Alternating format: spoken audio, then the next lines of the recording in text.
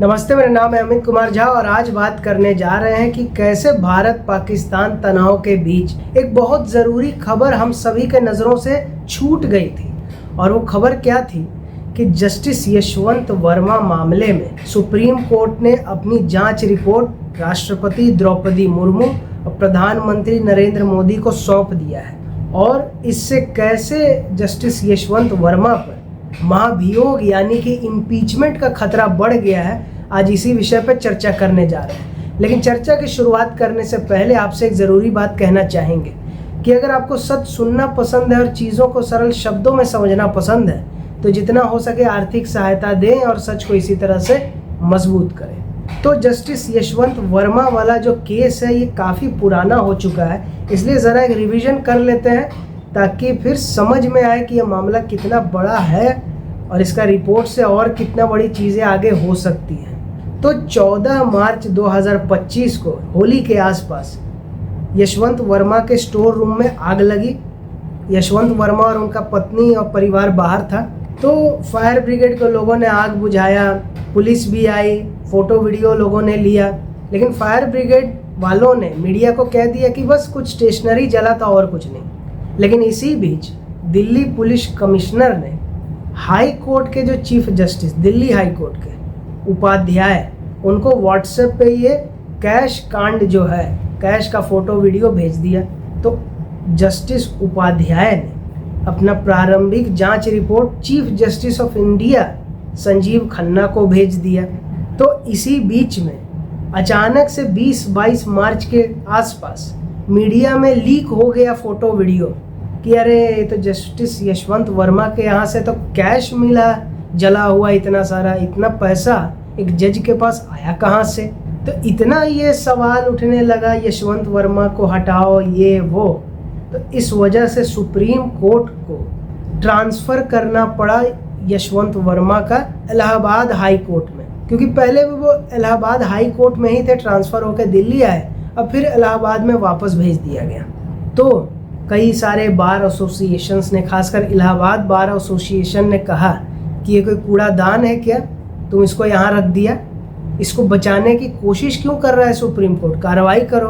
क्योंकि कोलिजियम में भी बहुत से लोगों ने कहा था कि इसको हटाओ, क्यों रखा हुआ है, इसको नाम खराब कर रहा है ये कोलिजियम का भी और जुडिशियल सिस्टम का भी, क्योंकि यशवंत वर्मा भी कोलिजियम का हिस्सा है इसीलिए।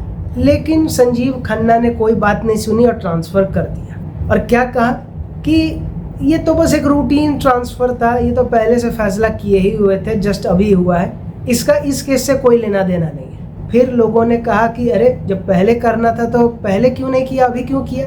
तो फिर इतना दबाव बनने लगा कि सुप्रीम कोर्ट ने अपने ऑफिशियल वेबसाइट पर फ़ोटो वीडियो को और डिटेल में रिलीज़ कर दिया और मान लिया कि नहीं कुछ तो गड़बड़ है दया। इसलिए एक इन हाउस जांच कमेटी चीफ जस्टिस ने बैठाई और इसी बीच जस्टिस यशवंत वर्मा का खूब इलाहाबाद हाई कोर्ट के बार एसोसिएशन ने खूब विरोध किया, फिर भी शपथ तो ले ही लिया, उस पर कोई रोक नहीं लगी। इतना दबाव बना कि चीफ जस्टिस ने कहा ठीक है नाम के लिए जज है लेकिन कोई काम नहीं मिलेगा, कोई जिम्मेदारी नहीं मिलेगी, मतलब नाम का जज रहो बस। अब इन्हीं सब बीच में PIL भी दायर हुआ ये कहते हुए कि भाई यशवंत वर्मा पे FIR हो ताकि CBI आए जांच करे। लेकिन संजीव खन्ना ने कहा कुछ नहीं, हम ये केस सुनने ही नहीं वाले हैं, अभी इन हाउस जांच कमेटी की रिपोर्ट आएगी तब सोचा जाएगा, क्योंकि CJI के इजाज़त के बिना कोई सिटिंग जज पर FIR कर ही नहीं सकता है। अब इसी बीच यशवंत वर्मा से पूछा गया कि आप इस पर क्या कहना चाहेंगे, तो कह दिया कि मैं तो बेकसूर हूँ, मैं तो वहाँ था ही नहीं, स्टोर रूम तो खुला रहता है, किसी कर्मचारी ने मेरे खिलाफ साजिश करके पैसे डाल दिए। अरे एक जज के खिलाफ किसको इतना फुर्सत है साजिश करने का। और ऐसे जज यानी कि ऐसे ईमानदार और महान होनहार जज जिनका इतिहास बड़ा ही दागदार रहा है, यानी कि बहुत ही ईमानदार रहा है, क्योंकि इनका नाम 2018 में भी सिम्बावली शुगर मिल केस में आ चुका है कि ओरिएंटल बैंक ऑफ कॉमर्स का करोड़ों रुपया का घपला किया उस मिल ने और उसके ये नॉन एग्जीक्यूटिव डायरेक्टर थे जज रहते हुए, मतलब जज भी है, साइड बिजनेस भी चल रहा है वो। तो सीबीआई ईडी ने जांच की लेकिन कुछ ऐसा सबूत मिला नहीं, तो ये ठंडे बस्ते में चला गया।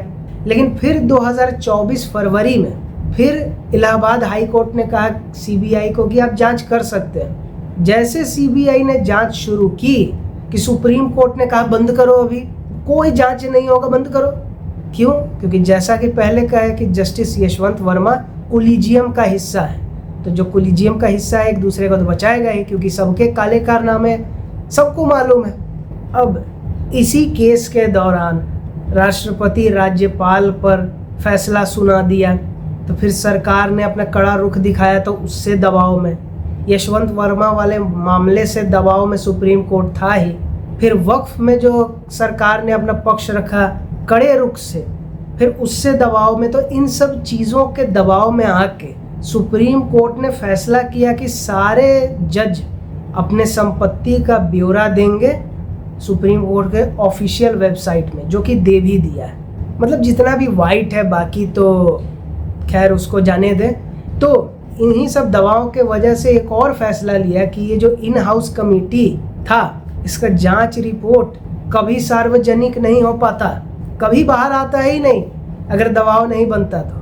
क्योंकि किसान आंदोलन वाले में अपनी जांच कमेटी बैठाई और वो रिपोर्ट पे सुप्रीम कोर्ट बैठा रह गया और खालिस्तानी उत्पात मचाते रह गए, जिससे प्रधानमंत्री मोदी को वो कृषि कानून वाला वापस लेना पड़ा।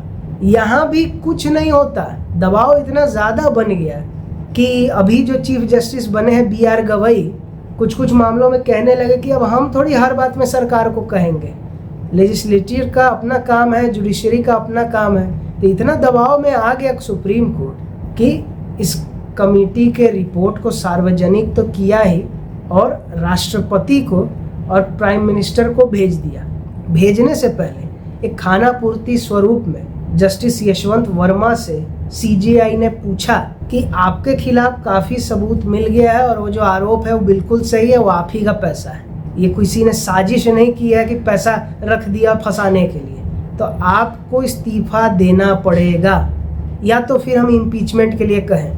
तो यशवंत वर्मा ने कहा वही डायलॉग, मैं तो बेकसूर हूँ, मुझे फंसाया जा रहा है। तो सीजेआई ने कहा ठीक है, बोलते रहो एक ही डायलॉग, ऐसे भी मेरा कुछ ही दिन अब बाकी है रिटायरमेंट से पहले, हम तो अपना रिपोर्ट भेज के रिलैक्स होंगे। तो सीजेआई ने भेज दिया रिपोर्ट। तो अब ये सरकार के ऊपर कि महाभियोग लगाए यशवंत वर्मा पे कि इसको और दबाव बनाने के रूप में, टूल के रूप में इस्तेमाल करें। क्योंकि जैसे पाकिस्तान पर सीधा युद्ध नहीं किया, थोड़ा ठोका, फिर यहाँ वहाँ से दबाव बनाया, अभी तक फजीहत हो रही है, ठोक देता, मर जाता पाकिस्तान, फिर क्या, फिर आगे क्या। लेकिन पाकिस्तान को अधमरा छोड़ा है तो कैसे टर्की को भी लपेट रहा है, अमेरिका को भी लपेट रहा है, चाइना भी लपटा रहा है, अजरबैजान भी लपेट गया, कितने सारे देश लपेट गए। फुल फ्लेजेड युद्ध होता, भारत को ही गाली खानी पड़ती, वहाँ पाकिस्तान खा रहा है। उसी तरह महाभियोग लगाने से ये कहीं मैसेज ना चला जाए कि देखो भारत की जुडिशरी को मोदी कंट्रोल कर रहा है। इस महाभियोग वाले चीज़ को, कोलिजियम को टाइट करने के लिए सरकार इस्तेमाल कर सकती है, और यही होगा भी। बहुत कम उम्मीद है कि महाभियोग लगेगा, क्योंकि इससे कुछ हो ना हो एक गलत मैसेज तो जाएगा ही जाएगा, भले ही ये सही कार्य के लिए ही क्यों ना हो रहा हो, क्योंकि देश का माहौल ही ऐसा है, इकोसिस्टम एक्टिव हो ही जाएगा। तो इसीलिए सीजेआई ने तो अपना पिंड छुड़ा लिया। जो पूर्व सीजेआई थे संजीव खन्ना, अब तो गवई हो गए। लेकिन सरकार इस रिपोर्ट का इस्तेमाल सुप्रीम कोर्ट के एक कोटरी और कोलिजियम पे दबाव बनाने के लिए ही करेगी, क्योंकि बहुत सारा केस लटका हुआ है, वक्फ वाला लटका हुआ है, कुछ प्रावधान पे जो रोक लगी है सो लगी ही हुई है।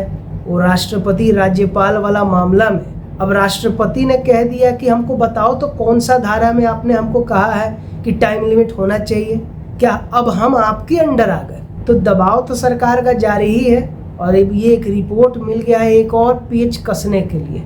तो बड़ा इंटरेस्टिंग रहेगा अभी आने वाला समय, सुप्रीम कोर्ट का कैसे हालत सरकार खराब करता है। तो हम और आप मिलके देखेंगे ही, चर्चा भी इसी तरह से करेंगे और क्या। तो वीडियो पसंद आया तो लाइक करें, नहीं आया तो तब तक देखिए, जब तक पसंद ना आए उसके बाद लाइक करें।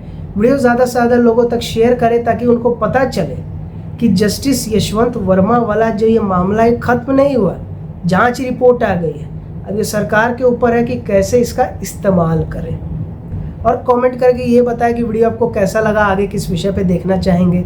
और सब्सक्राइब करके द अवेयर आर्मी का हिस्सा बने ताकि टॉपिक कोई भी हो, खबर कोई भी हो, सही जानकारी के साथ सही विश्लेषण आपको यहीं जानने और समझने को मिलेगा, क्योंकि बाकी जगह तो है सिर्फ और सिर्फ नाटक और नौटंकी। और आप मेरे इंस्टाग्राम चैनल को भी फॉलो कर सकते हैं जो आपको दिख रहा होगा स्क्रीन पर। और वीडियो देखने के लिए बहुत धन्यवाद।